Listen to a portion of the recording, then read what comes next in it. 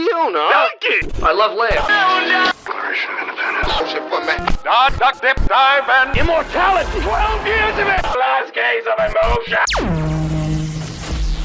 We have a new student with us. She just moved here from Africa. I'm 16, but until today, I was homeschooled. I'm Janice. This is Damien. Watch out! New meat coming through! Blast. It's like I have ESPN or something. Take 2 Fendi purses. Get in, loser. We're going shopping. Evil takes a human form in Regina George. She told me that you like Aaron Samuels. I could talk to him for you if you want.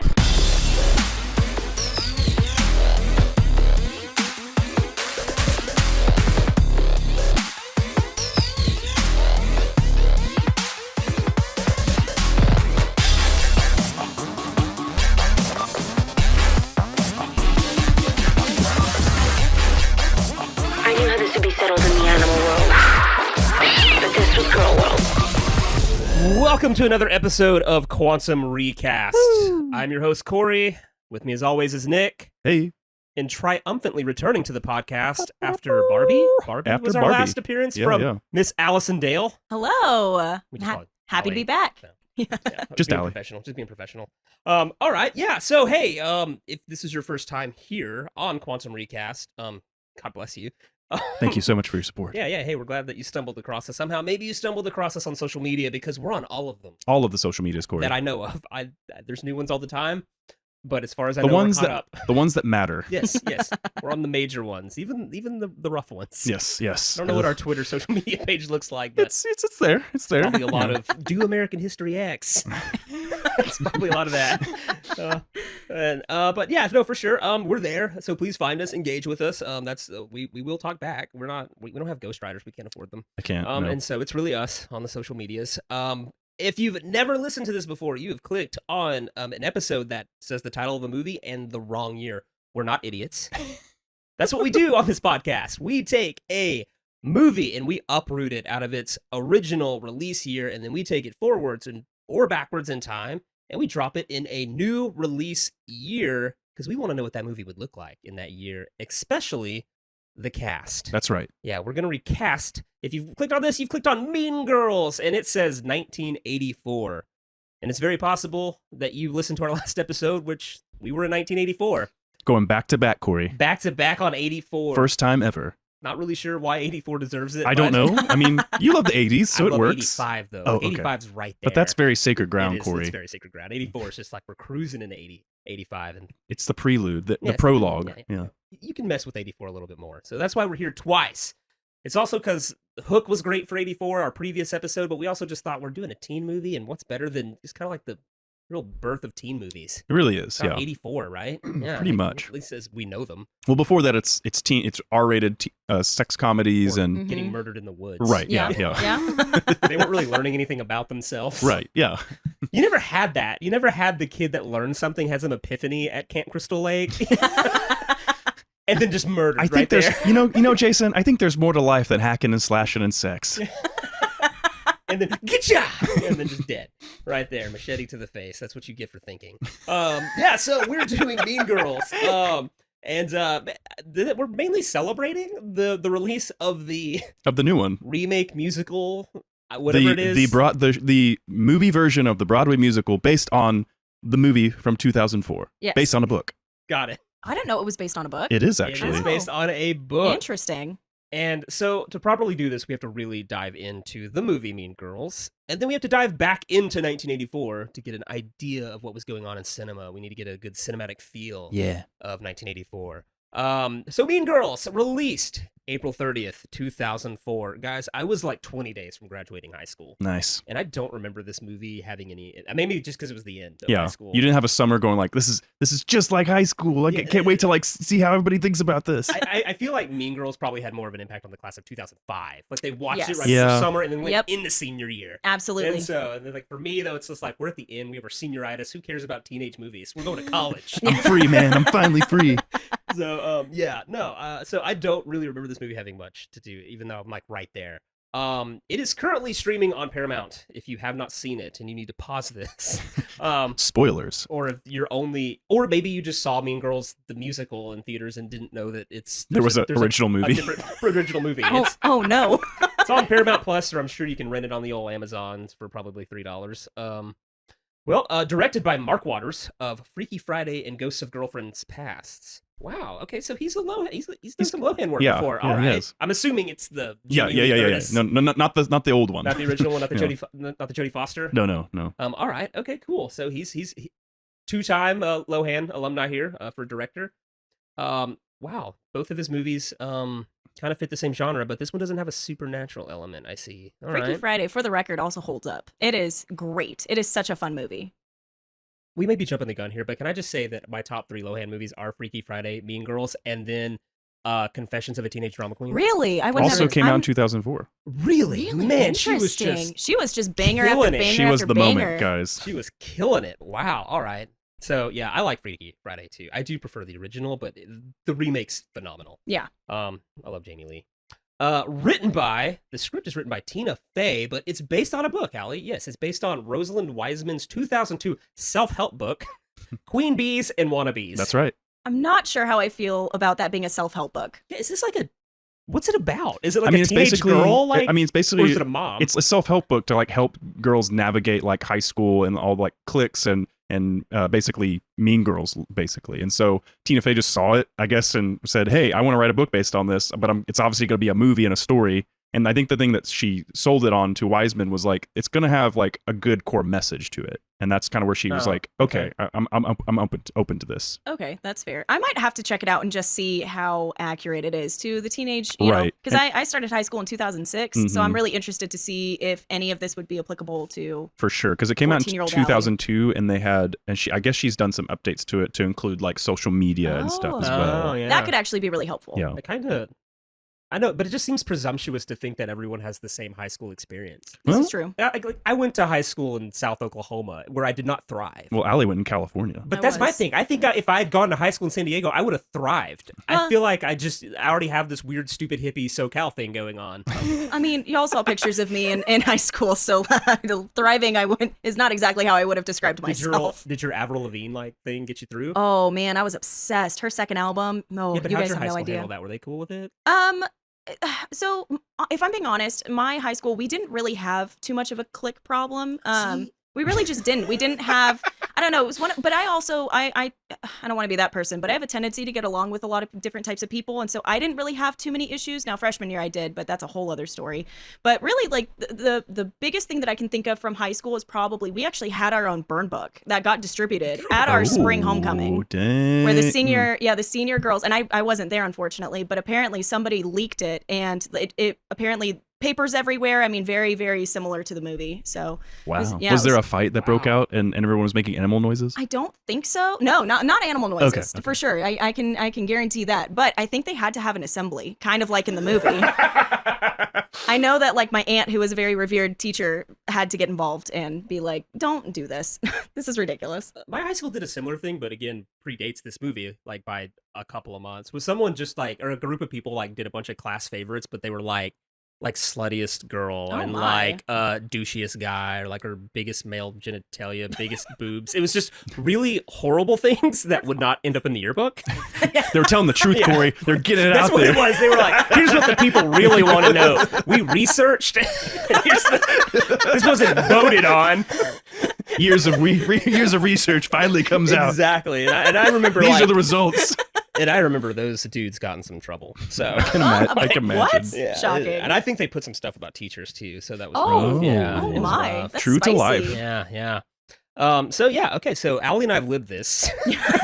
As far as I know, there was no burn books or terrible tacky awards going on. Yeah, not to say that Nick's high school career was easy. No, we don't want to belittle you. We know. Thank you. You're trying to live up to dad.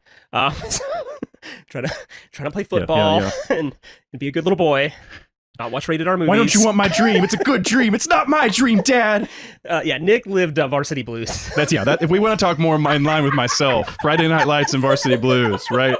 That's the thread right there. That's Nick's trauma. Aly and I are Mean Girls. Nick's living Varsity Blues. So, all right, that's awesome. Wow. Do we even want to go on? I feel like we all just had a therapeutic moment. I mean, it's good, but let's keep going. All right, let's dig deeper. Just, can you handle it? All right. The budget. Saturday Night Live creator Lorne Michaels produced the film on an $18 million. What? Wow. This movie was only $18 million. That's way lower than I would have yeah, anticipated. that's cheap back then. Mhm. Yeah. Made absolutely. 130 at the box office. I would have thought it made more, but Same. I bet it had some serious DVD legs. Oh yeah, for sure.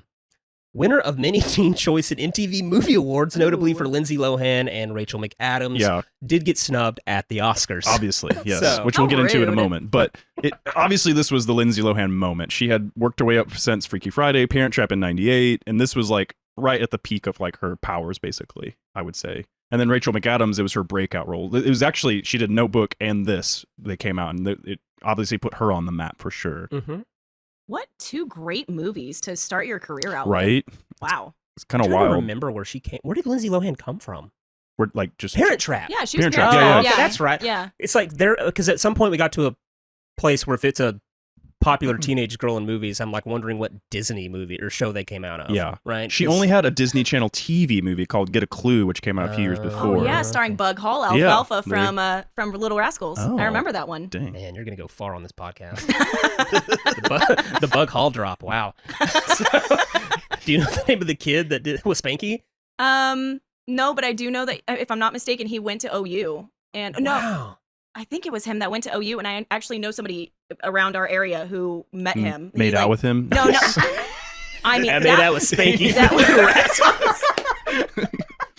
That's a hard flex. Surprisingly good kisser, it And turns I out. would be impressed with anyone that claimed it. I'd be like, wow, that's awesome. I also don't know his name. I wasn't trying to flex on you. No, I yeah. just remember him. That would have been wild if I had whipped it out, though. Yeah, I would have been like, wow, okay. Huge Let's Little just- Rascals fan over we're, here. We're pivoting and doing Little Rascals in '84. Surprise. All right, we need to talk about useless critic stats for Mean Girls. IMDb gives it a 7.1 out of What? 10. Dang, that's pretty good. All right. Rotten Tomatoes and critic score, or which one's first? Rotten Tomatoes is the first one there. Yeah, but is it? Oh, the critic score's on the left. Yes. Oh, yes, okay. sorry, All right. sorry. All right. So the critics loved this more? They did. Surprisingly. 84% critic score. Audience score only 66%. Listen. Listen, this is ahead of its time. Metacritic, we have 66 out of 100 and 88.1 out of 10. Like the inverse. Yeah, That's, yeah, that's flipped. wild. Yeah, that is wild. Okay, because Metacritic came later. Yeah. Came later. They're trying to be more Oh. prestigious and snobby. Yeah, it's like, now the critics are like, this movie's dumb because it got cool later. And the critics are a lot like high schoolers. All right, cool. Letterboxd, 3.8 out of 5. That's solid. It's pretty solid. It's Pretty solid. 'cause Yeah, Letterboxd is mostly cinephiles. Our own reviews. Aly gives it a 4.5, nearly a perfect film for Aly. I didn't know that this was It's going to high, be included. yeah. It's all out there now. I Allie. really enjoy this movie. Nick, a solid 4 stars. Solid 4 stars. Yeah. Mine's just a 2.5. Definitely beefed up after the rewatch for the episode. Oh, okay. so. So was it already rated? You went and gave it back? I had a extra 3.5, and we Oh. bumped it up a half a star. man. Boosted it up. Okay, I'm just at 2.5 stars. Well, Corey, Sorry. hey, that's a B, right? Like that's middle of the road. It's a half. Yeah. Yeah. Because it's out of 5, right? Yeah, out of 5. Yeah, You know, I give it half. 50%. Yeah, okay. Yeah. I half love this movie. Sure. All Well, right. what did our friend Roger Ebert have to say about this?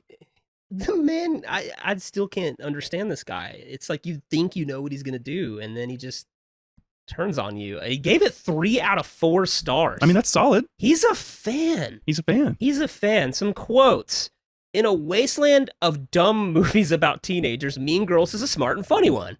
It even contains some wisdom, although I hesitate to mention that lest I scare off its target audience. Oh, there he's It's just like a insulted backhanded compliment. teenagers. Yeah, it's pretty good, but I don't know if the teenagers will Yeah, appreciate like, it. there's some wisdom in there, but teenagers aren't going to listen. He says the screenplay is both a comic and a sociological achievement. Oh. I think he tried too hard here. Okay, although many of producer Lorne Michaels' movies with SNL cast members have been broad, dumb, and obvious, I resent that because I like most of them. This one has a light and infectious touch. Praises Lindsay Lohan, who at 17 provides a center by being centered. She never allows the character to tilt into caricature, and for that matter, even the plastics seem real. I kind of agree there. Yeah. Actually, Lindsay Lohan's very good at being the grounded one. For sure. Yes. Yeah. Agree. Will teenage audiences walk out of Mean Girls determined to break with the culture of cliques, gossip, and rules for popularity? Of course not. Breakfast Club didn't do it. Not a chance. But they may find it interesting that the geeks are more fun than the queen bees, that teachers have feelings, and that you'll be happier as yourself than as anybody else.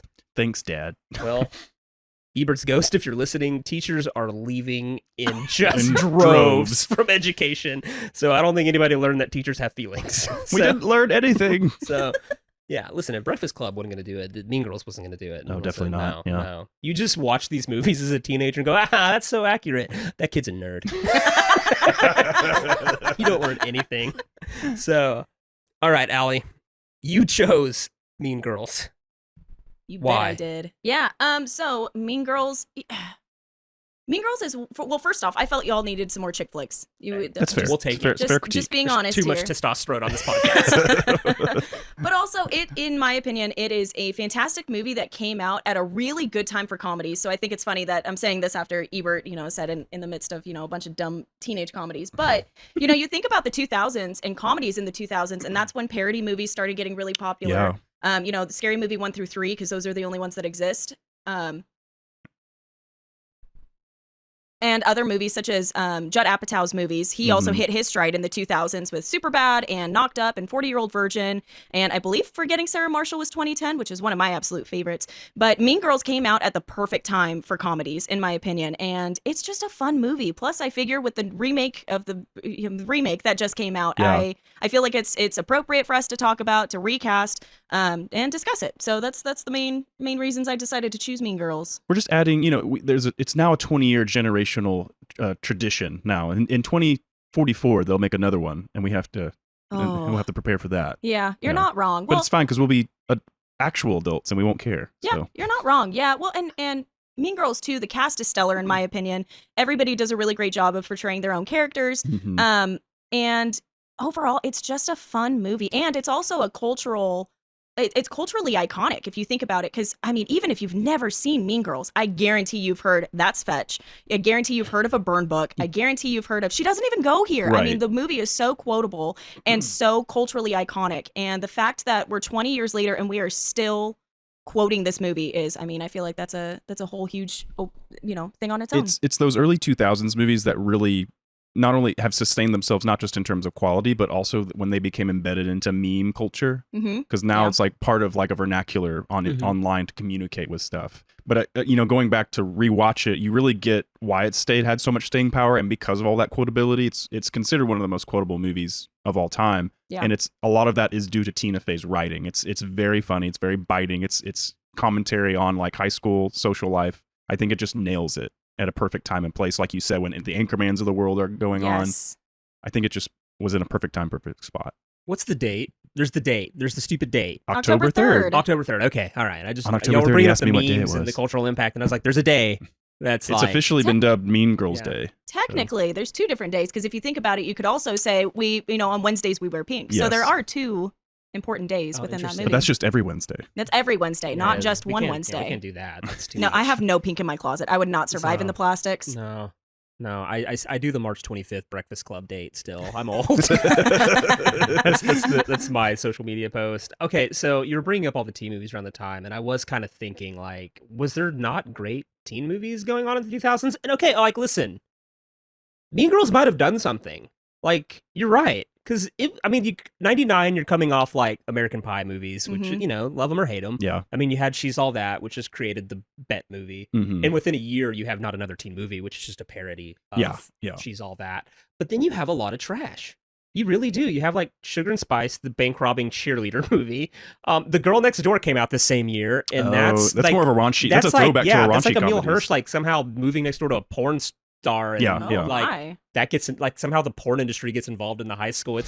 You're not really sure how it got made. What? It's like, 2000s were a weird time, Corey. yeah, it's wild. You have Walk to Remember. That's just sad. Oh, that's just terribly There was sad. you basically I do had like that movie though. But you basically had like sad romantic movie where somebody probably dies. Yes. Or eventually you got like Mean Girls. But Mean Girls really does stand out on its own. That's what I'm saying, though. You get Mean Girls, but then you literally watch a change happen in teen movies that by 2007, you get Juno and Superbad Mhm. Yep. and Charlie Bartlett all in the same year. And those are all very clever, Yeah. well-written, Mhm. huge stars in them, like teen movies. It's almost like they had to be reminded that, oh yeah, there's this demographic and audience that doesn't have to be talked down to like they're idiots. Like, you're Exactly. kind of like wondering, like, Exactly. all right, Tina Fey and Mean Girls, all right, maybe I'll give it a 3 stars on Letterboxd. Hey. Yeah, maybe they earned some stuff there. All right, cool. All right. Wow. So does that mean anything else you need to say about it? Anything? No, I just I will say it's almost embarrassing to admit, but so for those of you who don't know me in real life, I had a really bad tendency to rewatch the same movies over and over and over again. That's to everybody. the point where I have several movies like memorized. Oh, like okay. I listen to movies while I'm at work, and I can quote certain ones. And apparently Mean Girls is one where I didn't realize I've seen it so many times I can quote it from the beginning to the end. But Alright. it's a great movie. If you haven't seen it, highly recommend. I recommended it to my niece the other day, and it's a good one. She didn't opt for the Renee Rapp version that just came out. No. Wait, has anyone here seen it? Me and Yes. Allie went with a group of friends to watch it. Yeah, we watched it. Cool. Oh yeah, by the way, we Haven't watched seen it. Yeah. I just realized everyone else in the room went to go watch it together. That must have been fun. Oh, sorry. And must have been good for the pod. Listen, the 'cause- vibe that you put out was that you were not super into the idea of the Mean Girls. So I mean, no. Was it good? Was it good? I think it was a decent update of the movie, and I think it Okay. being a musical helps it out a lot because it allows it to have like a lot of fun cinematically. Yes. Are the songs good? Like, is this a Hamilton caliber thing? We can be singing these songs for No. years, or I what? don't think so, but I think Okay. they were fun and entertaining at the same time, and they fit the Yes. characters well. All right. Yeah. I've listened to the soundtrack a little bit outside of, but if I'm being honest, if we weren't doing this podcast, I wouldn't have watched it. But I was surprised at how enjoyable it was and how much fun I had with it. I think that, like Nick said, I think that it did a really good job of updating everything, and it could have been really obnoxious in bringing up, like TikTok and stuff, but I feel like it handled those types of cultural updates, such as social media and all of that. I think it handled it pretty well. Yeah, Okay, all right, it really nice. implemented camera phones, Yes. TikTok, all of that stuff really Yeah. well. But the thing I will say is that I think this one is definitely a star-making turn for Renee Rapp, who's already Yes. been on the come up. Agreed. But whereas the other one, there were so many stars that came out of it. I would say Okay. of the main girls. Yep. I would agree with that. All right, cool. All right, that means we got to go back to 1984. Sorry for not inviting you, Corey. Is there a... It's fine. It's fine. No, it's fine. It's fine. If you say it again, it's not fine. It's fine. I'm so sorry. Do you like just watch all the movies we do on the podcast with the other person? No, I can't go to England every time. You could probably FaceTime Ash and just point it at the TV and y'all might have a good time. So, all right. We do have to go back to 1984. Again, Again, we Again. were just there. It looks very similar. There's the Pepsi's clear. It's weird. But we're gonna go through this in case you didn't listen to Hook. Maybe you just hate Peter Pan or Robin Williams. God bless you if that's true. I mean, that's horrible. But we are gonna go through it. And so, what people were watching in 1984? We consult the great box office top 10 that's right. of worldwide in-year released in 1984 releases. Coming in at number 10, Splash, which, again, I think I asked this exact same question. That's the Tom Hanks That's mermaid right. movie? Yes, Okay, yes, all yes, right. Number 9, Star Trek 3, Search for Spock.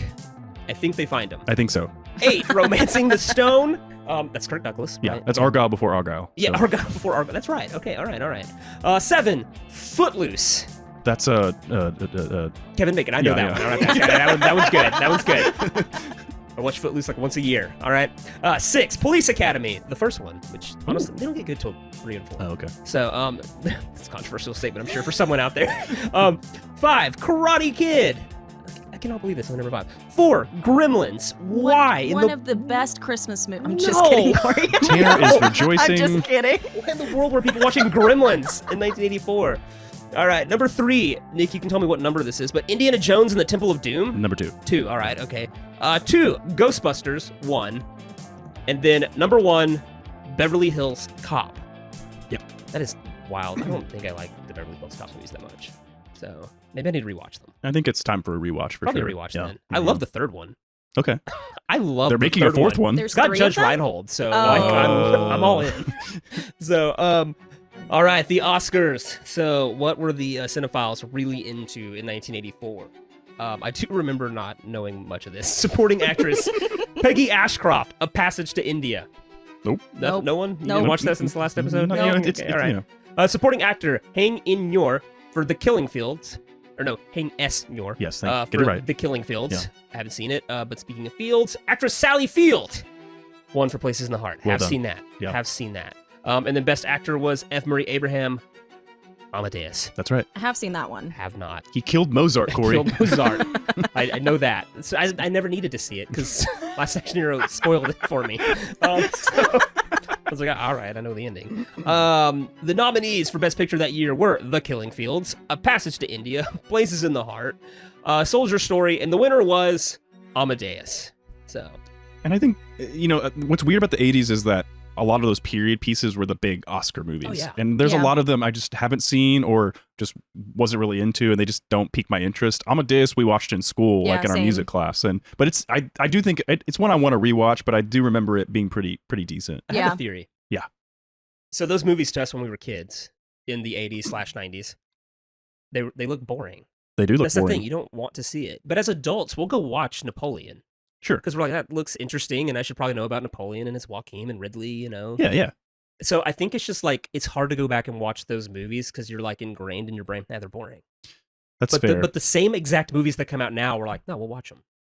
So I think it's just that. I think you just put it in this weird like kid box. For me, it's an aesthetic thing. Really? Okay. Like it's almost like the cinematography looks, and I'm sure I'm gonna hate Just for not as this. It's just not as intriguing to me. Okay. All right. And it seems like they're all set in like the 1700s, and everyone's wearing wigs, and so Well, people wore wigs. in I the mean they did. 1700s. They did. Jeez, Nick. Yeah. Read a book. I watched The Patriot.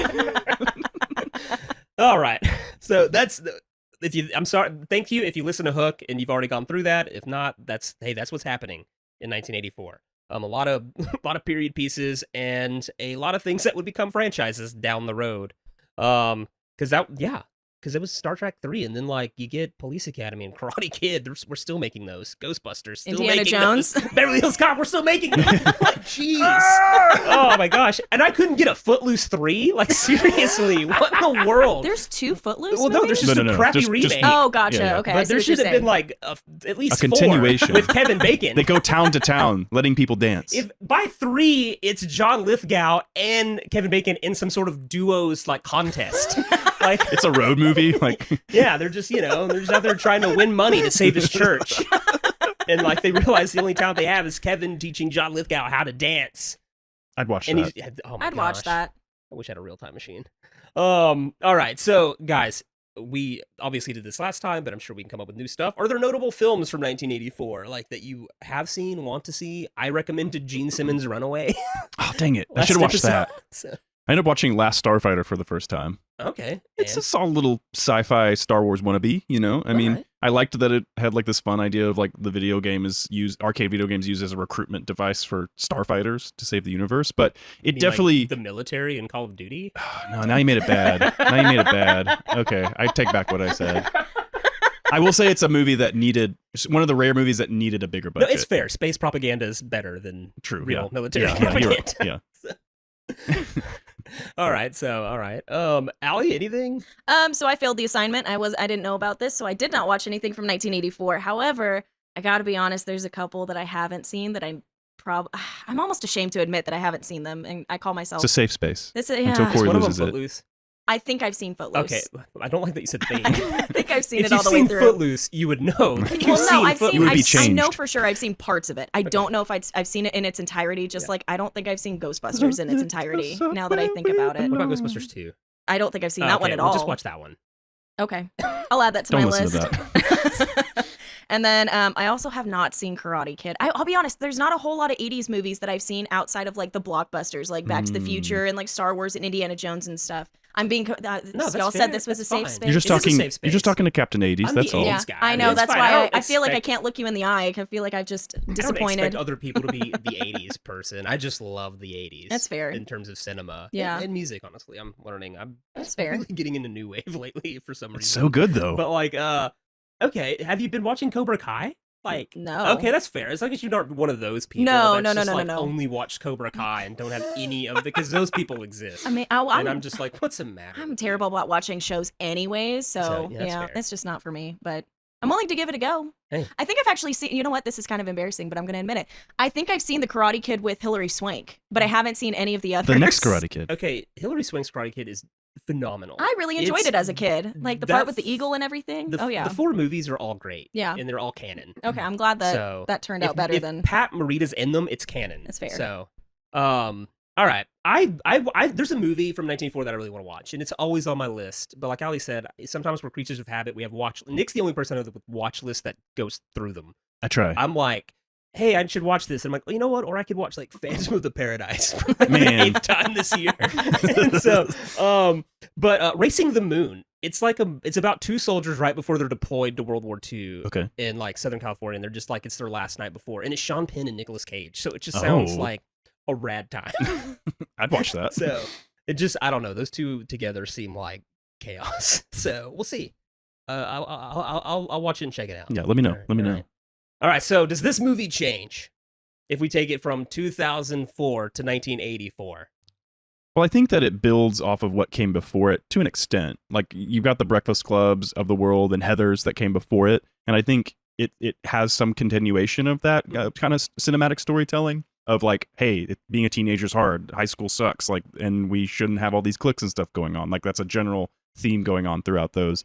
But I think it will be like the style of writing, I think, doesn't come into like a fold until you get to like a Heathers, where it's very like tongue in cheek a little bit. Yeah. So I think it'll just be pulling that ahead of its time a little bit. Like, I think if it was actually released in this year, it would be seen as like, oh, it was really ahead of its time, and like people may not have gotten it at the time or something. But I do think it fits right in with Pretty in Pink and all of these other ones that come up, Sweet 16 Candles, as like this teenage coming of age style movie. It very much does. Mm-hmm. You know, we're taking it back. So, I mean, like, obviously, we can watch anything with a certain kind of lens and go, things are problematic 20 years later, which people get over it. That's just how the world works. Hopefully you grew as a person in the last 20 years and, like, some jokes aren't as funny, you know, or you went, oh, I know not to laugh at that now, you know, or whatever. Yeah, absolutely. And so it's stupid. But, like, taking it back to the 80s, we don't have to worry about any of that. That's true. Like, That's true. 16 Candles has a very problematic Asian character. Very problematic Yes. Asian named Long character. Duck Dong. And so, which no one seems to care about. I never hear people No one complain talks much about it, I, you know. I think the actor's super proud of it, so maybe that's what it is. I think to this day he loves it and goes to 80s cons and, you know, so. Well, in 16 Candles, isn't that the one where like they steal, or the girl like falls asleep, or she's drunk or something and she falls asleep and all of that? I mean, it's super problematic stuff. And so I definitely see Mean Girls having more of those types of situations. That's kind of what I'm saying though. It's like, it's almost like you take this movie back to the 80s, like we do not really have to like clean it up. No. Not really. Like the 80s movies of the 80s were pretty like hardcore. Yeah. Well, the rating system it would only change after this year, after Gremlins and Temple of Doom was too edgy. Yeah. And before that, your comedies were Fast Times at Ridgemont High. Yes. This, Absolutely. like sex teen type comedies, literally, Porky's and stuff. What's his name? Knocking up with a girl and not going to the abortion appointment. And you're like, that was a teen movie. Right. That was fast. That was Fast Times at Ridgemont High. Jeez. Like, so, that's rough. But yeah, that's what I'm saying. Like, so like you could take it back. I guess my question is, okay, you take this back to 84. 16 Candles is kind of the beginning of the John Hughes teen. It's the Molly Ringwald John Hughes run, right? Now we're about to enter into 3 great years of movies, teen movies specifically. So like, would this kind of replace 16 Candles in a way? I think they both can live. You think they both live? Yeah, I think they both live because one is very much about diving into popular culture. Like when I say that, like being one of the cool kids in school. Yeah. She very much in that movie is not, it's the joke at the beginning very much is like, I'm not cool. My parents don't even notice it's my birthday, you know? And so for her, it's like trying to get the guy to notice her. And in Mean Girls, that's very much Katie's goal is like, it's one of her goals is like, I want this guy to notice me, but it's not the main storyline, you know? Like with her, it's trying to enter into the social world of high school that she's never been a part of, having grown up in Africa with her parents. Yeah. And so it's like that she gets to have this fun like observation from the outside as she gets integrated into it. It's that rise and fall kind of storyline more. So I think they're different enough that people will still appreciate both. One might lose its like initial luster, I think, if depending on which one was to become more popular. A thing that I just thought of is Breakfast Club would have come out a year later. How would this have affected that? Because the whole clique issue, would Breakfast Club be as iconic as it is now? I think so. I think so. Just you think because so? of the minimalist approach. Yeah. That's fair. I was just curious. 5 kids in a room. And it's also approaching many different types of kids. With this, it's very much like it's a girl's story, and it's approaching it from like her and Janice being unpopular, and then from Regina George's viewpoints as well, and her and the plastics. Whereas with that, you get the jock, the basket case, all the different aspects of high school. Aaron Samuels is way more approachable than Jake Ryan. Yeah, I would say so. Jake Ryan, though. Jake oh my. Ryan. Jake was Ryan. An Adonis. Like if it was a fight like between Aaron Samuels and Jake Ryan's taking Aaron Samuels down. Yes, no like, questions hard. asked. So, But yeah, I feel like that's the thing about the male lead in Mean Girls is he feels approachable, like he's not above it all. Right, Whereas yeah. Jake Ryan, you're like, honestly, the plot of that's he's tired of banging the hottest girl in school. He's and trying to just find needs some. new I territory. want more. He doesn't have a great. He doesn't have a really redeeming arc. Not really. No. He's like, oh, that freshman's cute. It's kind of like, that's weird. But sure. She just turned 16, so that's not great. All right, but my last question, and this is a real question because I don't know what you guys did as we're about to recast Mean Girls in 1984. Okay. And y'all know my love for Molly Ringwald and her movies, but let's say John Hughes makes both of these in 84. Yeah. Let's say he's filming these things back to back, and Molly's offered both. Do you think she takes Mean Girls, or do you think she sticks with 16 Candles? See, that's the tough thing. And I know how important 16 Candles is on your list of movies. So I know it's like, could she have been in Mean Girls and it's been just as impactful? I mean, Lindsay Lohan can do Confessions of that or whatever the title is, and Mean Girls, and also Rachel McAdams can do Notebook and Mean Girls in the same year. So what's to say she doesn't do both? Gosh, Rachel McAdams is killer year. Killer year, yeah. God. She could do both. I mean, not by our rules. No, not by our rules. Yeah, like slow your roll there. I'm just saying. I tried, Aly. I really tried. I'm just saying, you did. A for effort. I'm just saying. I'm even like wondering if Molly Ringwald as either Regina or Caddy wouldn't have been just as cool. I'm just saying. But I don't know. I love 16 Candles, despite its problems. Yeah. Despite its message. All right. So that means we're going to cast Mean Girls in 1984. We're taking it right back to the birth of like the modern teen movie, as I like to say. 1984.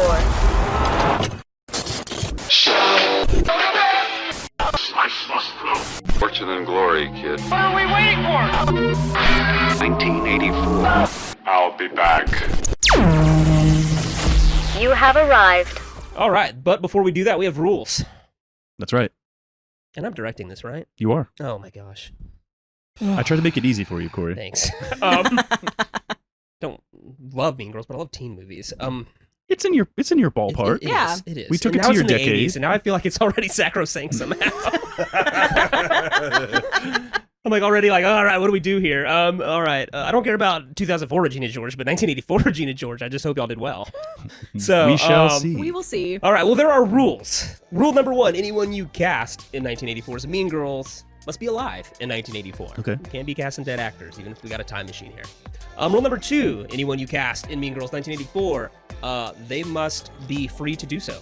They cannot be in prison. I'm not sure who was in prison in the 80s, but... Or POW, Yeah, or, Cold War situation, Yeah, I'm not sure how many there were. Yeah. But, it's mostly a lot of talk and chest bumping. But, all right, okay, and then rule number 3, they must be active. Any actor you cast must be active, and we describe that as having at least one film credit or TV credit in 1984. That's right. Or prior to. Yeah. Just they have to be working. We've changed that for kid actors, but there are no kids in this movie, right? No, So these are definitely teens. juniors and seniors, I would say. They're Yeah. adults Yeah. playing teens. Yeah. So, Lindsay Lohan wasn't. She was a teen. 17 because they had to limit her time on set filming. Yeah, so. Rachel McAdams was a full-grown adult. 26 or 25. Yes. She was 25. Yeah, Wow. yeah. Apparently Amy Poehler's only like 6 years older than her. I think it's 6 or 7 something years. like that. Yeah. It's just like, and that was her mom. And so that's one of those things where you show up to set and that just got to make you feel bad. And you're like, oh, that sucks. I'm Amy Poehler and I'm a treasure, but that sucks. So, all right, we love you, Amy. Rule number 4, and the final rule, anyone you cast in this film in 1984's version of Mean Girls will lose all major film credits in 1984. We don't allow these people to work twice That's right. in this podcast. We're stingy. They had to make one movie in 1984. We don't count TV, Broadway, producing, directing, whatever. They can do all that to their heart's content, but they're getting one role here. At least that's how our main cast goes. Our 30 seconds or less round, not so much. I, as the director, have 2 power-ups. The 2 power-ups are, at any point, I can pull the switcheroo card, which means any 2 actors that have already been cast, I can just switch them at any time. I just like, hey, you know what, I think this person... And this movie lends itself to that. This is like mostly just teenage girls. You have a lot of room to play here. So-and-so may look good here, but then towards the end, she may look better there. So I'm not sure. Like, I'm excited about this. And then the last one is I have the director override at any point. I can tell you both that you failed miserably. I hate it. It's dumb. Get out. You don't even go here. I could even pull the Molly Ringwald nuke and just kill 16 Candles myself if I feel like. If it's not right sure. there, Corey. And so, but yeah, I can only do that once, and I must do it in the casting of that character. All right. Are you guys ready? I think so. Yes, I think so. You understand the rule? Nick, you don't have an excuse. You should know the rules. This is like the 100th time you've done this. Not 100th yet, but we're close. Allie, you're like on 8 or something. So, do you know the rules? I believe I do. All right, cool. All right.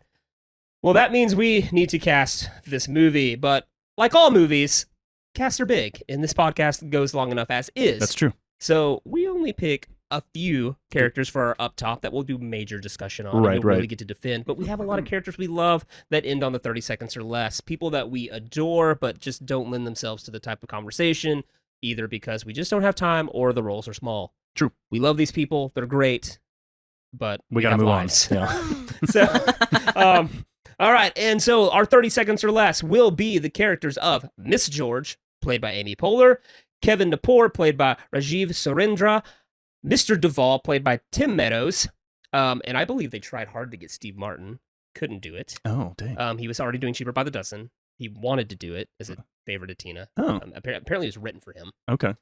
Then she asked, what about Chevy Chase? Lord Michaels despises and hates Chevy Chase and said absolutely not. And so we went to Tim Meadows. Perfect. Who is just an unsung hero of the movie. It's true. Yep. Miss Norbury, played by Tina Fey, who's also, the writer. And then Damien, played by Daniel Franzesi. I'm assuming is how you pronounce his name.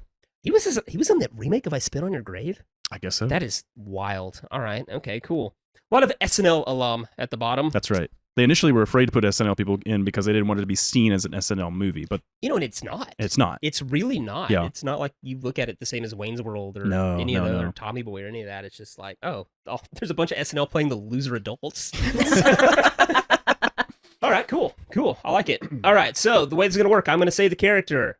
Allie, I'll let you go first. All right. And you will just throw your name at me, and then Nick, right after. Okay. And we'll try to do this as fast as possible. All right, are you guys ready? I'm prepared. All right. Miss George. Gilda Radner. Goldie Hawn. Gilda Radner. Kevin Napor. Eddie Murphy.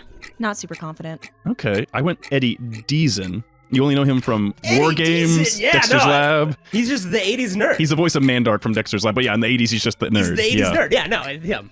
Okay. It'll be great. Yes. All right. Mr. Duvall. Jim Belushi. Oh, Dang. SNL throwback there. I did David Allen Greer. I'm going Jim Belushi weirdly. Hey. I kind of like it. I like it. Maybe it's just because we're in January and I just watched Jingle All the Way. Oh, okay, So okay. he's there. He's fresh. Miss Norbury. Jane Curtin. Miss Norbury, I put Carrie Fisher. Oh. Oh, dang. Oh. That's right. Yeah. Oh, dang it. She brought the SNL along, but Yeah, you yeah. brought the fish. You brought Carrie Fisher. Dang. Carrie Fisher. Yeah. Rightfully so. Huge role model on Tina Fey. So I don't know if Oh, you man. meant that. I but didn't mean sure. that, but Okay, the connective Well tissue was the done. writers there for Yeah. sure. All right. Okay. All right. And then finally, Damien. Figure let's have some fun and have some Boy George. Oh, okay. Okay. I put RuPaul, Oh. who was a teenager at the time, yes. Or a young man, in early 20s. These are so weird. They both just have very definitive who they are. Yes, And absolutely. it's hard to put them in high school. Huh. And they're both very big icons of the It's just gotta be LGBT. Boy George. Okay. It's just, Okay, It's okay. gonna be Boy George. I think Boy George would have had a lot of fun with it, for sure. Dang it. Yeah. All right, that's fair. No. That's fair. I like it. Okay. All right. All right. So hey, I feel like we're starting. Yeah, strong this here. is a strong. good start. This is a We're good getting to the start. bottom. This movie doesn't look too bad. It's Jim Belushi. Yeah, not it's- John Oh, Belushi. sorry, excuse me. Yeah, sorry. yeah, Yeah. Nick, John Belushi get it is together. Maybe dead by now. That's true. You're right. 82 or 83, I Yeah. think. Dang. But yeah. Are you ready for the big I am. casting now? I am. So up top, we are going to start with the character of Janice Ian, Nice wig, Janice. What's it made of? Your mom's chest hair. I'm Janice. played by Lizzie Kaplan, who would Yes. go on to have quite the career herself. People might know her from Hot Tub Time Machine and Cloverfield. Yeah. I have never seen Hot Tub Time Machine. But you have Oh, seen it is- Cloverfield. I have seen Cloverfield. It is fun. I'm also a little offended that you didn't include the interview because she's also in the That's interview. right. I forgot she was in the Come interview. on He writes off now. a lot of really good stuff when he writes these. Dang. My apologies. So, Janice is the first person Katie befriends after transferring to North Shore High School. Early in the movie, you find out she doesn't really have a good reputation in school and that other students constantly treat her like a punching bag. Regina spread a rumor that she was in love with her. She's also a very close friend of Damien, and the two have a pretty weird and funny relationship, which can be seen in many memorable scenes throughout the movie. Yeah, she's the outcast, right? Yeah. Yes. It's just fun. She's the outcast that used to be on the inside, or not really. I Sort guess it's of. like They were her and Regina were close as kids, and then it was that basically the situation was that Regina the wall group. yeah Yeah. got popular, and then she made it like, oh, you're in love with me. So I will say that's one joke within the movie that I didn't catch on to until years and years later. So in the movie, Regina says that, oh, well, Janice is a lesbian, and tries to accuse her of that. And then later on in the movie, you hear Janice talking to Kevin Napor, and she mentions, "Oh no, I'm Lebanese." And so you figure out that Regina George thought that she was saying she was a lesbian, but in actuality, she was saying that she was Lebanese and just no. completely misunderstood. So I thought that was a really fun little, That's clever. very that is very clever, clever. yeah. Yeah, that's a blink and you miss it kind of moment. yeah, absolutely. The character of Janice Ian is an homage to musician Janice Ian, who was the very first Saturday Night Live musical guest Interesting. alongside Billy Preston. Okay. She has a song called At 17, which appears in the movie in the background when the girls are fighting at Regina's house. Naturally. So, yes. And also, Janice Ian is an out lesbian. So, Oh, whole there you character go. is just an homage to this real life person. Yeah, apparently when Tina Fey writes, because this was her first feature script, she was just like, to make it easier, I just put real names. So a lot of these people were kind of based on real people, which I get that as a writer. You're just like, because you spend too long trying to go, what's the perfect name for this person? Instead, just go, oh, let's just Chuck. Yeah. Careful with that. It's like every single one of Richard Linklater's friends tried to sue him later about. Well, you change it 'cause it's later. I mean, Tina Fey didn't, but you There's changed people in Basic Views. It's like, hey, that's me. Wait a minute. I didn't do that. That's my name. So, all right. Okay, so we're looking for edgy outcast. We need a strong actress here. Right. Because this one's got a lot of drama, a lot of a lot of the dry humor, which can be tough. Yeah. Yeah, agreed. All right. So, Do I have to go Nick, first? you'll go first. Dang 'cause it. I'll let Aly go first. Bottom, unless you just want to ladies first it. She already went first. I'll go first. Okay. Aly wasn't gonna put up with that. Either No, way. yeah. No, I wasn't. I was gonna make you go first. Well, just right off the bat here, I brought in somebody that's kind of becomes an it girl of the 80s, and she's kind of got an alternative style to herself. I was tempted to put Madonna, but Madonna hadn't done any actual film work yet. So I put Lisa Bonet, and this is her first season on The Oh. Cosby Show. So, Okay. So I think she could just play kind of that outsider really well, and I think it would be fun. She has a very laid-back, chill style about her, but it'd be fun to see her have a more vindictive, revenge-based storyline going on here. That's fair. Okay. That's fair. All right. And I think she'd play off of Boy George. It would be a lot of fun. It would be fun. I had RuPaul there, but I was like, okay, Boy George works too. It works too, as well. Both very stylish. Yes, absolutely. Okay. All right. Aly, Lisa Bonet's on the board. All right. So, this person at this time was 22 years old, and I will be taking her out of Oxford Blues. She is, I'm sorry. It's Ally Sheedy. I'm just gonna get it over with. It's Ally Sheedy. I know that we see her in the Breakfast Club playing kind of an outcast, but I think that she could embody Janice in a completely different sort of outcast rather than the one that we see in Breakfast Club. So I'm bringing you Ally Sheedy, Corey. Yeah, well, in Breakfast Club, she very much is the basket case. It's a very Yes. shy, quiet performance. And this one, Janice is a little more outspoken, a little Yes. more ready to get her vengeance on Regina George. That's for sure. Yeah, agreed. All right. I have opinions. Okay. All right. I actually don't love Oxford Blues. I just gasp at it because I know what it is. I'm just like, You do enough research in the 80s, Yeah. you know Oh, exactly fair what someone's heavens. going for. yeah, I mean, I've seen Oxford Blues. It's all right. It's just a Rob Lowe movie. So that's not a big deal. Okay. My first thing though, when you said it was, well, we've seen this, or we're gonna see it in a big way. Yeah. Like she plays the basket case very famously in The Breakfast Club. However, she plays a mute for Most of the movie. 2/3 of the movie. Yeah, this is true. Whereas here we're gonna get a sassy, catty, sarcastic kind of Ally Sheedy as an outcast, Right. and I want to see it. It's Ally Sheedy. But could you see it? Yeah, I can. At a higher Yeah, you position? can see it, Nick. Oh. Well, hold on though. Couldn't it be a potentially higher spot? Okay, Nick's showing his hand here. Nick's showing his hand here. The one moment I get the cough actually on purpose on this podcast. No, I gotta go Ally Sheedy right here. If I want her later, I'll do it. Okay, that's fine. That's fine. But you better start. I'm just gonna do some nonchalant research here. No big reason. Sorry, Nick. Didn't mean to steal your choice. It's been over a year since Tanner's been on the podcast. We've had to deal with. We like to. It's happened to Tanner constantly. So. I would steal his picks a lot. Well, now you know how it feels. I hope Tanner's listening. He's just yes, finally. All right. I'm sorry. I'm sorry if I got a little presumptuous here, but I just need a brat packer in this movie already. So. It's fine. It's not fine, but it's fine. Makes me feel better, but yeah, we could. We'll see. I know what roles are coming up, and I got the switch. I got my hand on the switch. It's true. You got some time, Corey, to rethink your mistake. But anyway, moving forward. All right. You got me all like flustered now. All right. So, in not typical Hollywood fashion, we're going to get the lead male out of the way right now. Get him out. Yeah. Moving forward.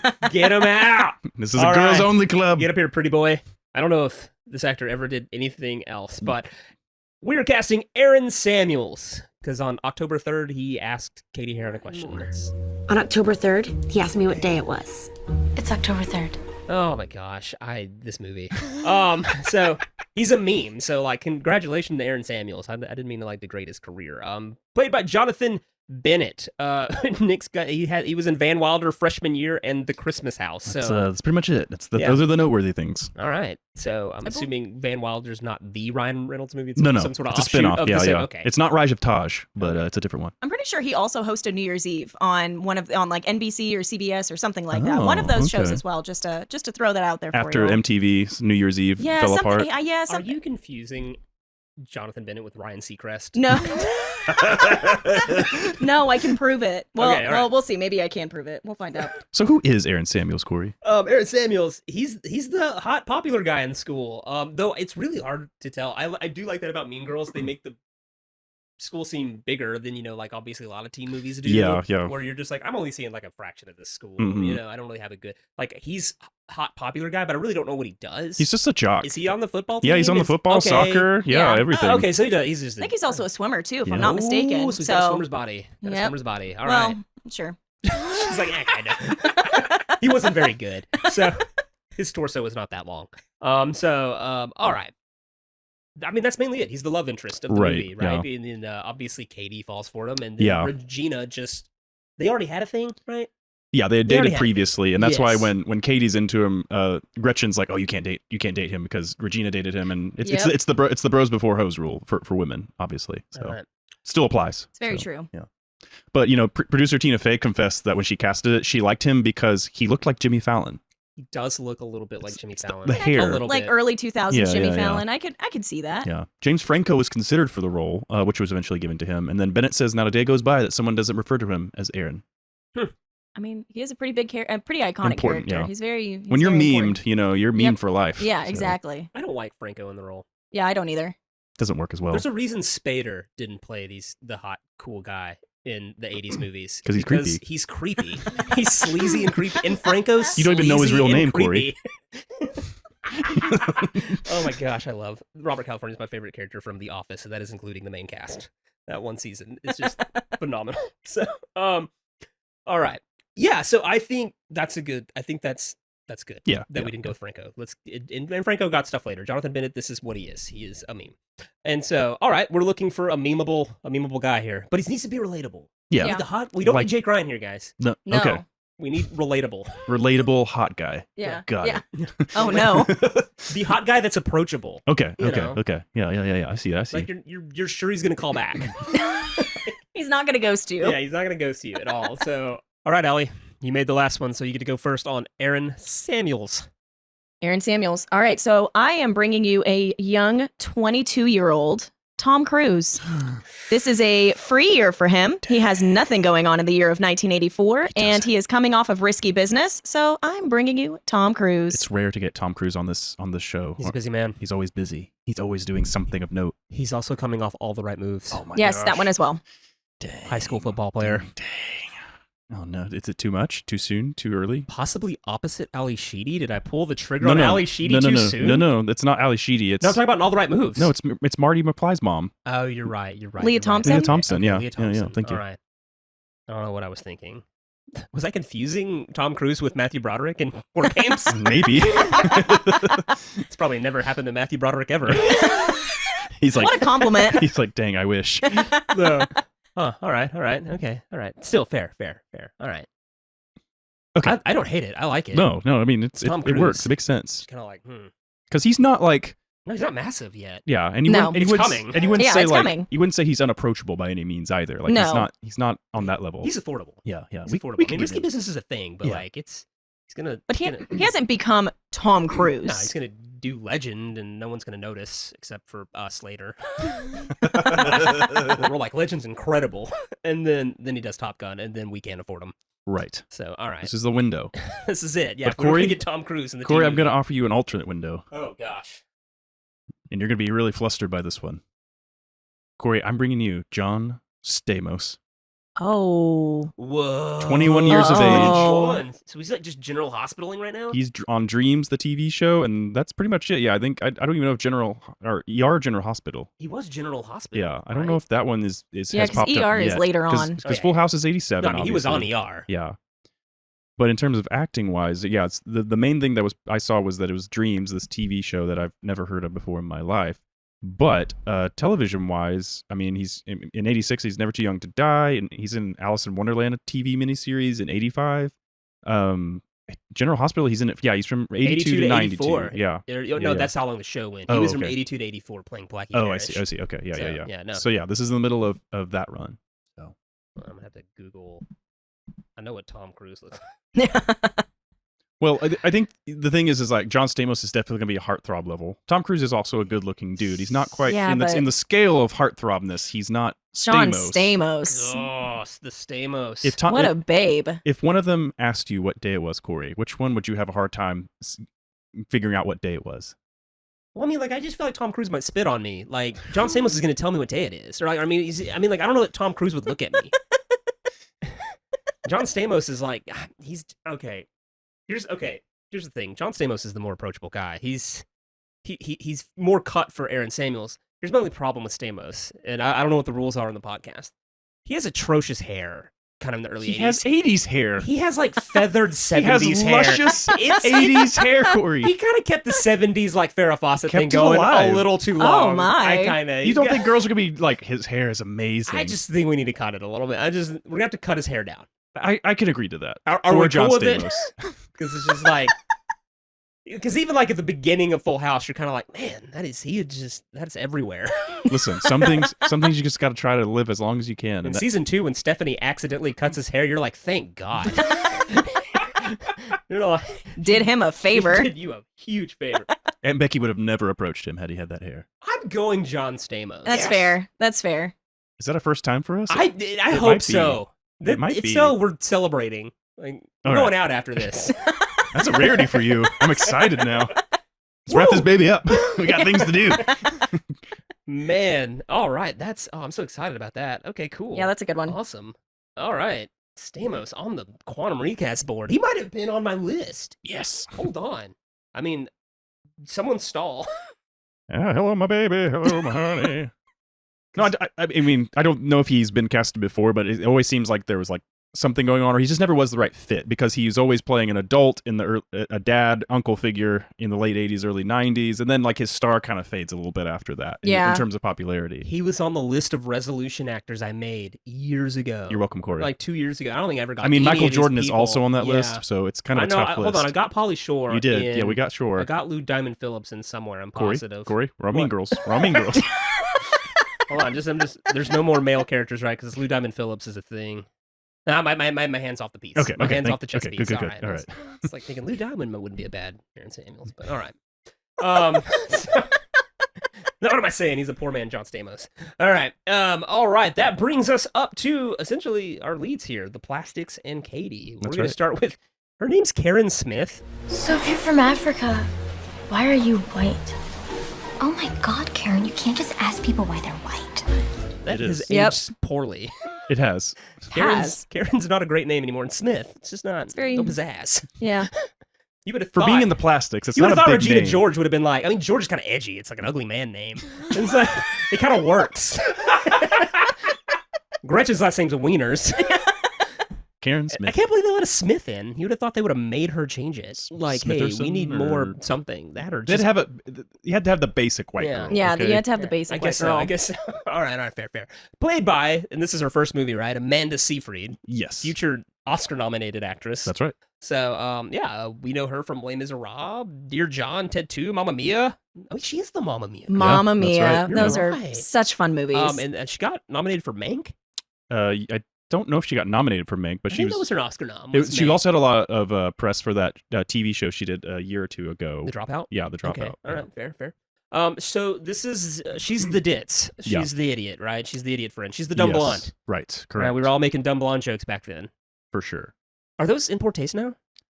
Did we decide that, I that don't- was bad? I hope not, because I actually made a blonde joke today. Oh, okay. all I right. really hope it's. I apologize if I offended anybody with my. Does that get you canceled now? I don't know. Can you- I hope not. I don't think we've reached the point where I think blondes are still. It's not that we can They're insult still good them. sports. They're still good sports about it. Okay. Yeah.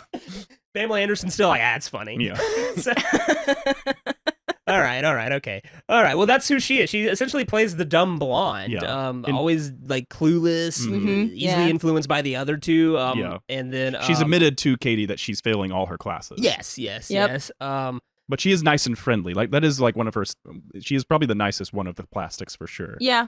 I think so. I think she's got some sides to her that are because I mean, whenever you think about the three-way call, which side note, that is absolutely accurate. I've been the victim of the three-way call several times have in too, my actually. I have too. yeah. Which I don't think three-way call. You can't. What guys was have it? three-way Star calls? 69 Can or you do Star that now? 67? I don't remember what it know was. if you can or not. But anyway, I think you just FaceTime now, Zoom call it. But- I guess cell phones you can do multiple people, surely. Yeah, but I never think needed to. I don't need that Anyway. that function in my life anymore. But I would say she's the nicest out of all of them. But I don't know if I would categorize her as nice. Nick, you never got three-way called? Like, there was never like a Oh, mystery third man. person? I'm probably the victim of a three-way call, if anything. That's what I'm saying. Like, Yeah, I mean, that's- like, yeah. that's what I'm saying. Like, were you never like... Not aware of it at least. Oh. So Oh, I've been I was- on a three-way call before. But I mean, I don't know what... Not a secret one. I Yeah, don't know it's rough. Ally's was similar to the Mean Girls thing. I mean, is it just like some people being nasty and mean? And Yeah, just trying to just get dirt? just talking poorly about somebody else, and then me, not saying the nicest things, and then the other person, oh, I can't believe that you think about me that, and it was awful. Junior high Allie is a completely different Allie than She went through 31-year-old She went through her Allie. own coming of age Just story. for the record. So ours was always like, for a guy, at least for me, it was like a girl would call you and be like, hey, what do you think about my friend? Yeah. You know, like Amanda. And you're Oh. like, sure, she's fine. And then Amanda would come on and be like, oh my gosh, you think I'm fine? You think I'm cute? And you're like, whoa. Yep. I was misquoted. Yeah.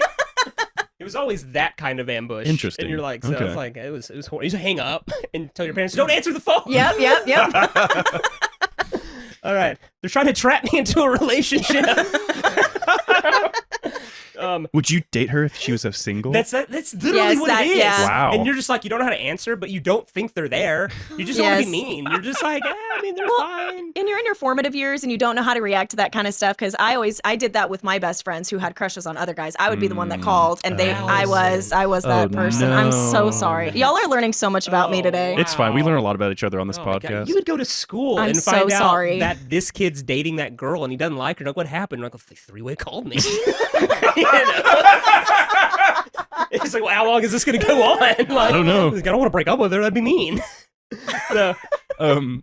Other Okay. people that auditioned for the role, Ashley Tisdale auditioned, Oh. and Blake Lively was almost cast apparently. no, So- Mrs. Ryan Reynolds, huh? And All right. Amanda Seyfried auditioned for Regina, which most of them did, But then they think she would be better as the dumb blonde. As girl. the dumb blonde. Apparently, she was terrifying as Regina George. Oh.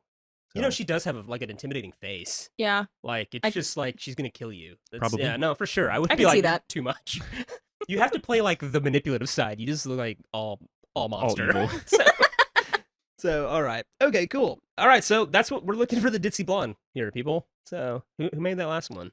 I did. Oh, you did. You That's right. Stamos did. I Yes. did. Yeah, Yeah. that's Hey, right. bring me the same level here, Nick. Okay. All right. Well, I don't know if that's Is Lori Loughlin acting in 84? Probably, but I didn't pull her out. But I'm going to bring you another babe of the early 80s.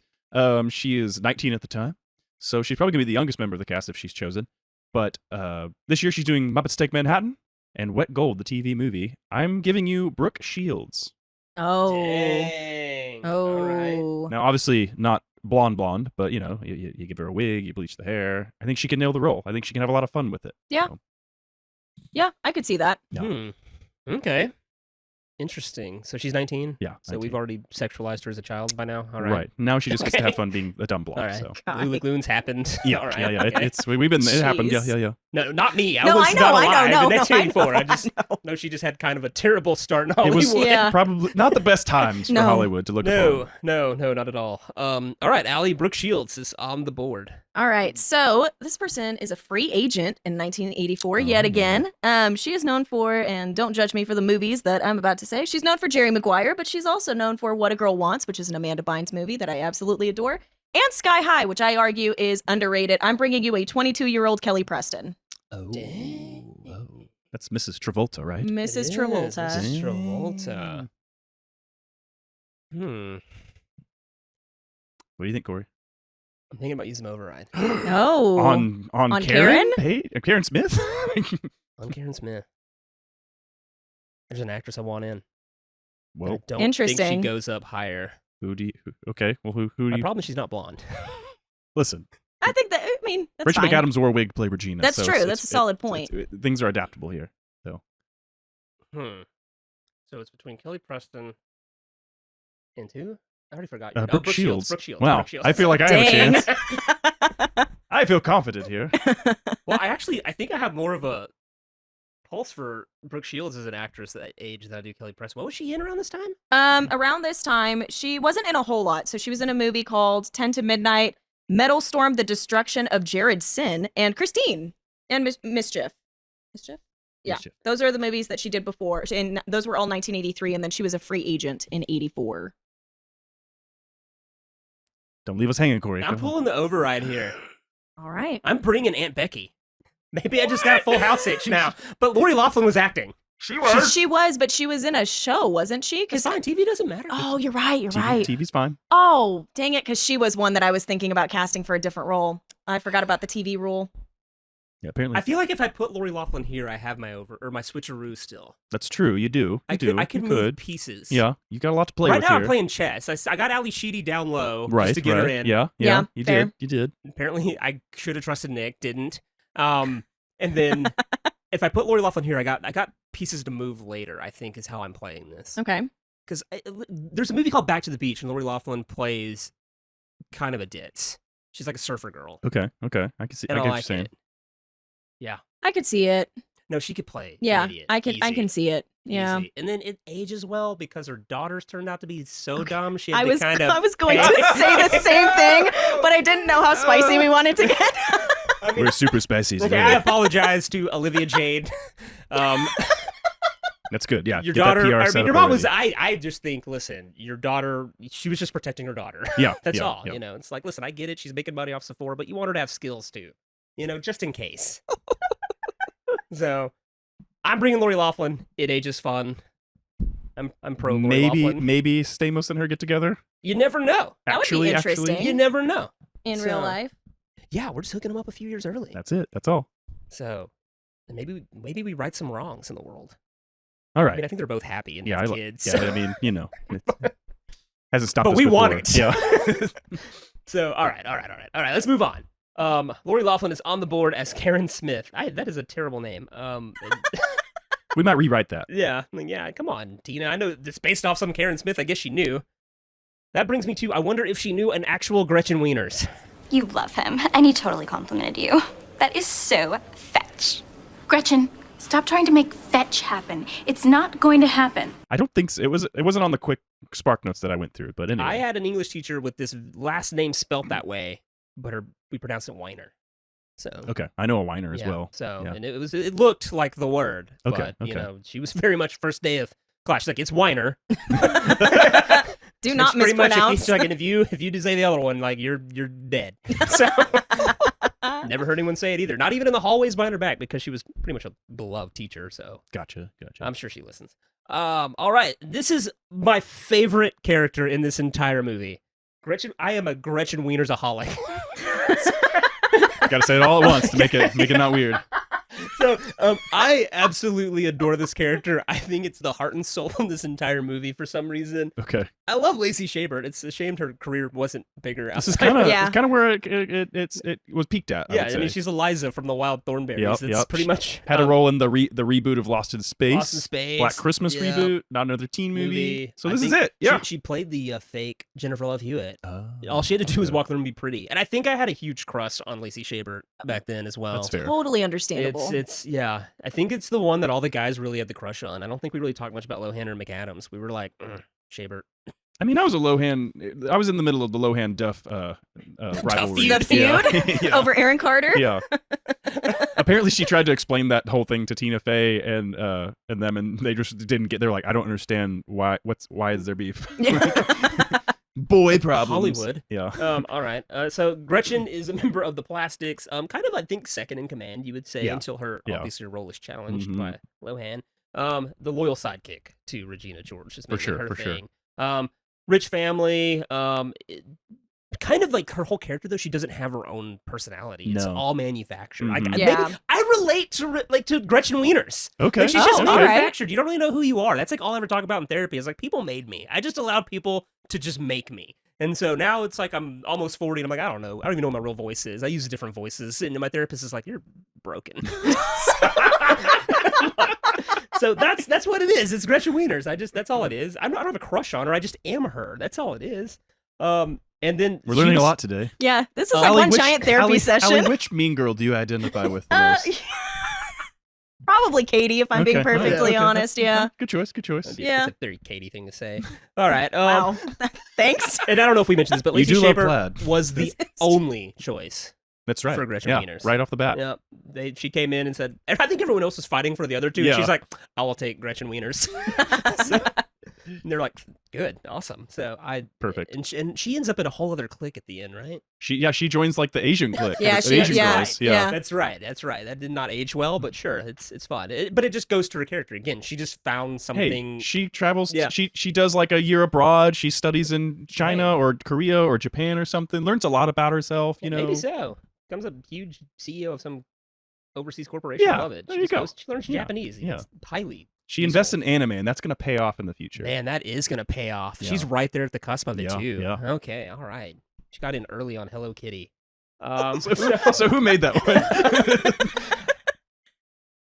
You made it. You took it. Yeah, but so it goes back to you. Back to me. You were Okay, Stamos. We got got Becky and Uncle Jesse in the movie. Okay. We cannot screw this up. Oh, At this no. point. At this point, okay, so then we're fine. We're fine. Oh, okay, We're okay. good. Oh, okay. Yeah. I see what you're saying. Okay. No matter what, I'm Corey's tracking. happy now. So. Okay. Yeah. Okay, I mean, cool. I can't pull Ringwald You can't put in Danny anymore. Tanner anywhere in here, so No. we're fine. So. I did have my finger on the Ringwald nuke the whole time, but it's off the table now. That's so one true. of you will That's have true. to pull that nuke. Okay. Possibly. Okay. Well, for Gretchen Wieners right now, I do not have Molly Ringwald, but I do have another 80s star at the moment. People know her from Fast Times at Ridgemont High. I'm going to pull her out of Gremlins. I'm giving you Phoebe Cates, Corey. Oh my gosh, that's my other huge crush. Yes. Yeah, Dang it is. it. Oh, Yeah, it is. Phoebe Cates. There is no bigger injustice in the world that she married Kevin Kline. Kevin Kline. Kevin Kline? Kevin Kline. How old is he?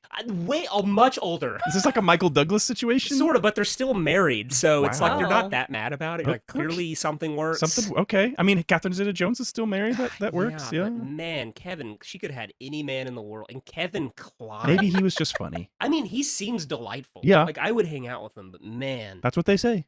You make a girl laugh. that's true. It's true. I bet they have great conversations. But he kind of made her quit acting. Oh, we got to lose him now. Yeah, he Yeah. kind of like said like someone's got to raise our children, and it's not going to be me. Wow. Oh my gosh. Pretty sure that's what happened. Okay, Or, forget hold what on, I said. hold on, in all fairness, she might have made the choice.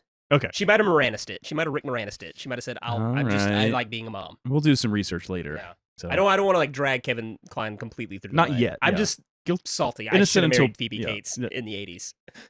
I feel when that. I was I get that. I 4. get that. Yeah. No. Allie, who is your Gretchen Wieners? Well, after all of that, I feel super confident. So I gotta be honest with you guys. I messed up. I messed up on the. I thought for some reason I thought that teens also were a part of the children rule. So the person that I chose had started acting in '85. Okay. So that's on me. I apologize. well, who did you pick though? I decided to choose Mia Sara, who you would know as Sloane Peterson from Ferris Bueller's Day Off, and she's also Melissa Walker in Time Cop. That's right. So she was 17 years old at this time. She's also in Legend. Did you say Legend. that? Yeah. I forget that she was in Time Cop. Yeah. Yep. I'm bringing you Mia Sara. Well, the good news, Aly, is she did one episode of All My Children in 1983. She is on the board. Oh, she's on the board. She's on the board. I take back my apology. Credit isn't. Yeah. It's nice that you're honest, though. TV. I was. She was in an episode of All My Children. In Okay, 1983. I'll take it. Just kidding, guys. Listen, I had to pull some moves last season, so that's totally within the blame. It's totally fine. So we have Lily from Legend, Sloane Peterson. Very cool. Ferris Bueller's Day Off. That is, man, Mia Sara doesn't come up a lot.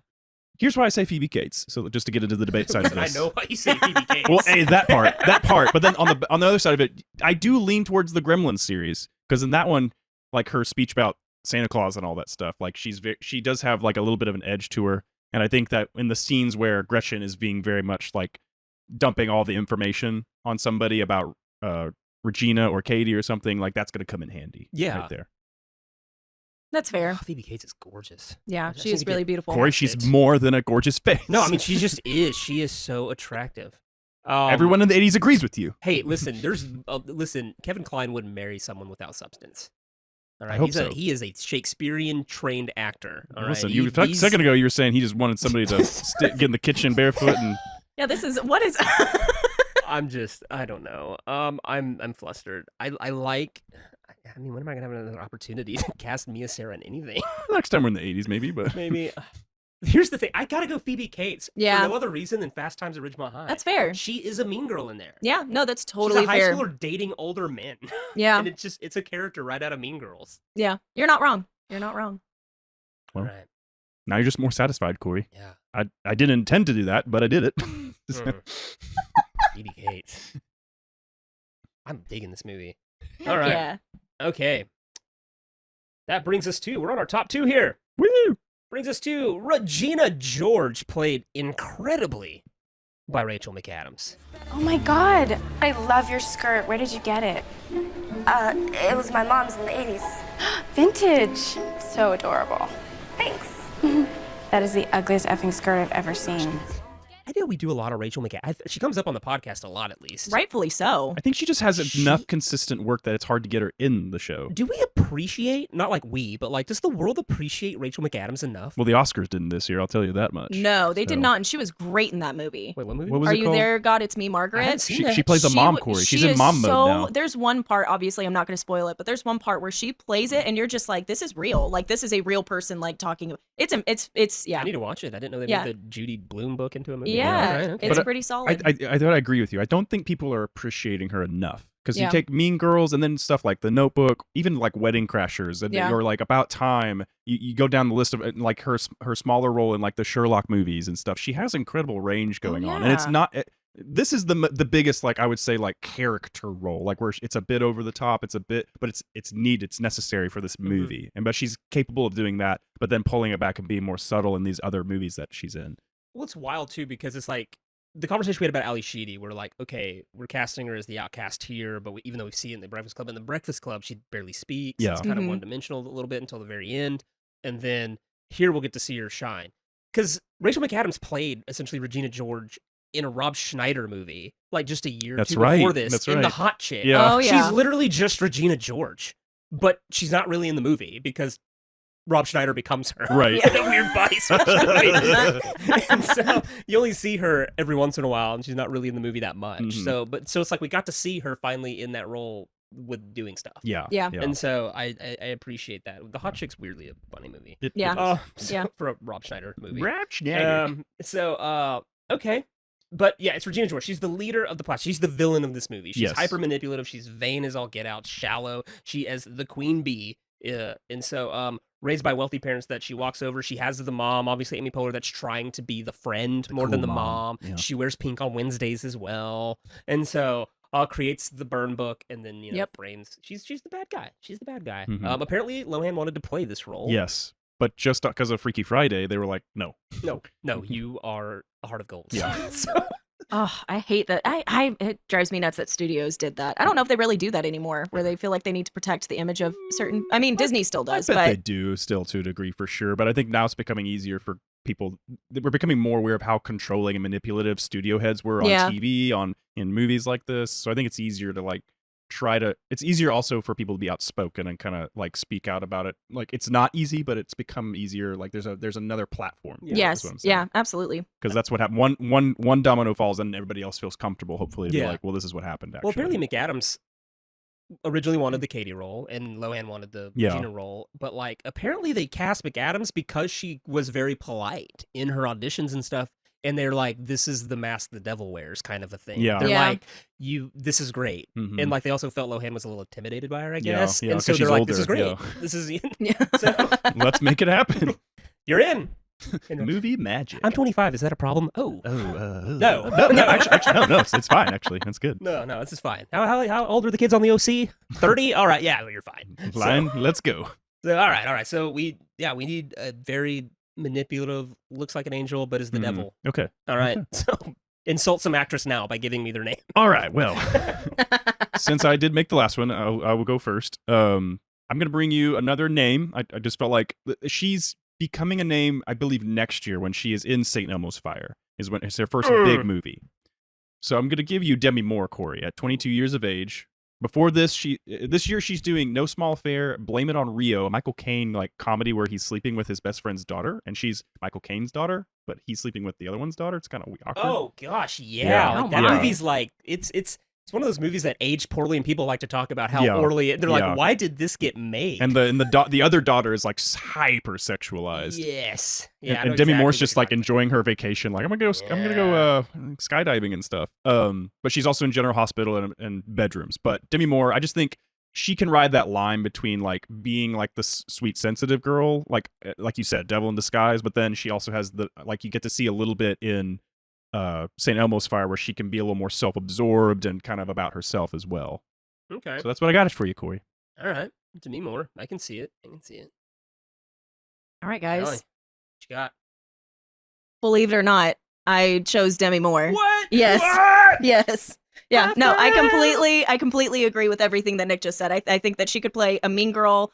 I think she could play a mean girl very, very well, but she could also pretend and put on some persona that she's a nice person and she's trustworthy. Yeah, and to bring it back to the 2024 version, we were talking about it after the movie, where Rachel McAdams plays it a little more over the top, and it kind of fits in that movie, in that era of the movie. Mhm. Renee Rapp's version is a little more natural in performance. So it kind of, I think in casting this version, it kind of broke like the expectation a little bit for me, and I was like, okay, this can be a little more realistic, and I think that would also lean a bit into the 80s as well. Like they wouldn't be so over the top and as much of like a what's the word I'm looking for? Like it's a commentary making fun of the whole situation. Kind of thing. Yeah.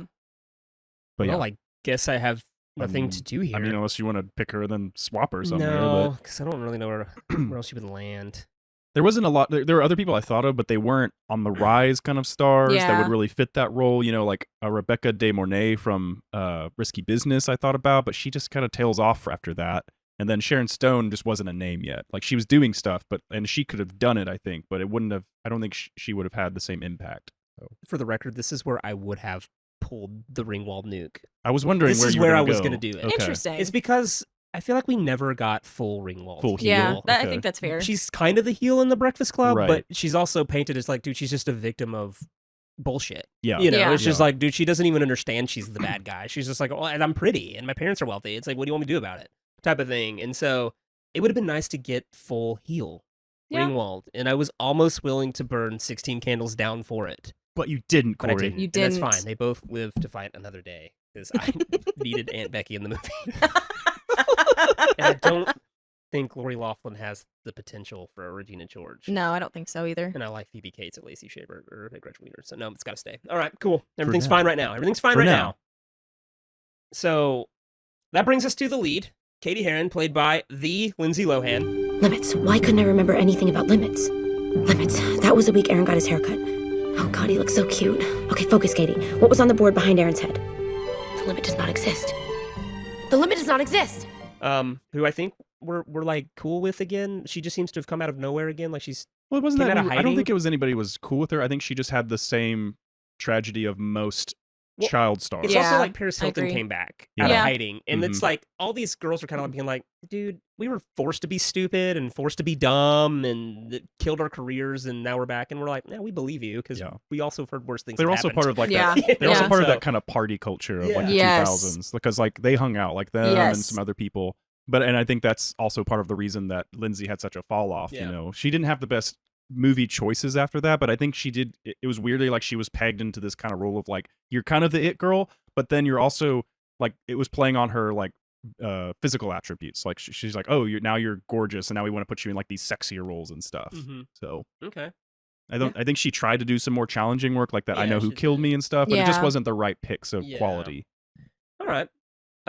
Obviously she is the young teenage heroine of the movie, just now fresh back from living in Africa because her parents are zoologists or something. I think so. Zoologists? Yeah, yeah. I think so.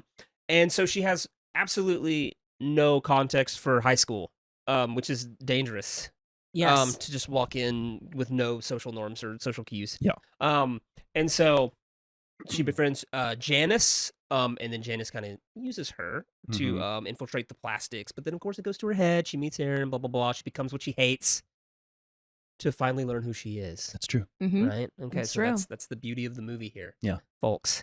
So, and again, we don't care about spoilers. If you're listening to this and you haven't seen the movie, that's on you. That's weird. If you're this far in and you're like, oh, you blew the movie. It's like, okay. This was Lindsay Lohan's first non-Disney film. So, hey. Yeah, because she did Parent Trap and then jumped and then did the what was it? Get a Clue. Yeah. Yeah, Get a Clue. Yeah. And Yeah. here she is. This is Evan Rachel Wood turned down this movie as she had already committed to the lead part in another titled Pretty Persuasions with a similar plot. I'd never heard of that. Never heard of it. All right, it did not work out for Evan Rachel Wood. But that's all right. She got the Beatles movie done Right. later, Yeah. you know. It's great. And Westworld. So Yeah, And Westworld. yep, and unfortunately, a tryst with Marilyn Manson. That this is horrible. oof. So, that's okay. He didn't age well. We don't like him. True. So, True, true, and he has nothing. He didn't get a song in the soundtrack. So we're fine. true. Did he? No. It wouldn't shock No. me actually. That would be very Yes, if he did. It would have to been like they had to go to like some rave or club or something and Yeah. Oh my gosh! Like did a cover of David Cassidy's something like teen song. Oh my. Because that's all he's doing after he wrote his own songs for 2 albums. He's like, I should cover things. it's gonna and work they're out all great. gonna sound the same. Yeah. So there's a lot of industrial guitars and me screaming lyrics. Mhm. Yeah, screw you, Marilyn Manson. All right. He listens. So, and I hope he feels bad. All right, so guys, we need a lead actress. Okay. Yes. We need a lead actress. Okay. She's not gonna have as much fun as Regina George, but For sure. You know. For sure. All right. Well, I made it again. So Okay. like let me but I don't have my original choice of Ally Sheedy thanks to another Aly Dale. but no, in all fairness, Sorry about y'all ya. both made the last one. That's true. You just made the prior one. Right. And Yeah. don't take any of Allie's thunder. I'm not away. trying to. Yeah, So geez, I was thinking logically there. Sorry. All right. So since I don't have Ally Sheedy, I'm just gonna throw my we'll call it my Hail Mary a little bit for you, Corey. So Did you Melody Ringwald it? I did not Molly No. Ringwald it. I could. I guess I could right here, but I'm not going to. I'm going to throw at you. Nobody's gonna know her except for this, and it's Little House on the Prairie's Melissa Gilbert. I've never seen a single episode of Little House And on the Prairie. here's my logic of why. So it was something I watched a little bit growing up, having sisters and stuff. But she's the main character based off of the author Laura, and so I think that she grows up in front of audiences as this character. Yeah. And at this point is when Little House on the Prairie ends. This is like the final season of it. And so I think this would be a nice transition for her into film because she tries to do other film stuff and just doesn't work out. There's just nothing of note. She has like this weird relationship with Rob Lowe at the time. Wait, is this like the bad one? Yeah, this is the bad one. This I is the think. bad one Yeah. where she's a minor. and I he don't films know. It. Oh. I don't know if that's it. Oh, Actually. okay. I don't know if she's the Rob one. Lowe weirdly has a career for Yeah. committing a crime. Yeah, I very don't. publicly. I don't know if she's the one that was Oh, about. okay. All right. It never popped up when I was doing some deep diving here, but I just think that it kind of parallels Lindsay Lohan a little bit in the sense of like child star growing up. We're gonna put you in this movie where you're still playing like the it girl, like the sweetheart character. It also works because it's like you went from Africa to here, so now it's going for Little House on the Prairie to now she's in the real world kind of thing. So I Okay. think there's a fun marketing PR kind of idea around that, and in in most of the show, she does have that same kind of mentality, that same kind of personality that comes out of her a little bit. So that's my Hail Mary for you, Corey. So she's the main little stupid girl running across the field in the opening? Sure. Okay. Yeah. That's how you want to put it? Yeah. All right. That's literally all I know her from. Is the opening credits. So. Well, that's it, House on Corey. the Prairie. There you go. I told you it was a Hail Mary, Corey. No, I love it. I love that, of course, Little House on the Prairie was a Grow All Parent Approved program. Well, there you go. There you go. So you're familiar with it. I love it. Yeah. That's good. Hey, that just means you got a broader perspective than the rest of us. We were watching Beavis and Butthead, and you were watching Little House on the Prairie. Don't insult me, Corey. All right. Man, I was unaware of how much like Little House property there is. It was a big it was a big deal. deal. There's movies. There's the books I read in elementary There's school. like 6 movies. Yeah. Based off this. This is wild. It's a franchise, Corey. Yeah, it was a pretty big deal. Nick, can I ask a personal question? Go ahead. Like, as someone who watched the original show, should they remake it or just let it live? Just leave it be. I could see it being like they could make a movie series out of it or a Netflix show that appeals to like, a young demographic, but I don't know if it would work. Young conservatives. I feel like it would be in that world over there a little bit. So. It's a Hallmark. It's a Hallmark show. It would be a Hallmark show. show. 100%. That tracks. Netflix is like, who does Mr. Wilder have buried under the house?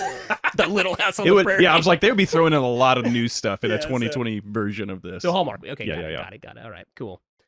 Okay, Aly. Who's the one that Corey's going to pick? Laura Aly? Ingalls Wilder's. I don't know if mine's yeah. All right, so I decided to cast this person. Now I will say they were in 16 Candles, but they were a minor role. She was also in Alphabet City, which I've never seen and never heard of, if I'm being Nick perfectly I frank. just watched Alphabet City. Yeah, I've never heard of it. But we know her in Twister and Still Standing, and her name is Jamie Gertz. Oh, she brought me the Gertz. She brought you Jamie the Gertz. Gertz. What's she doing in 84? She's only doing 16 Candles in Alphabet City.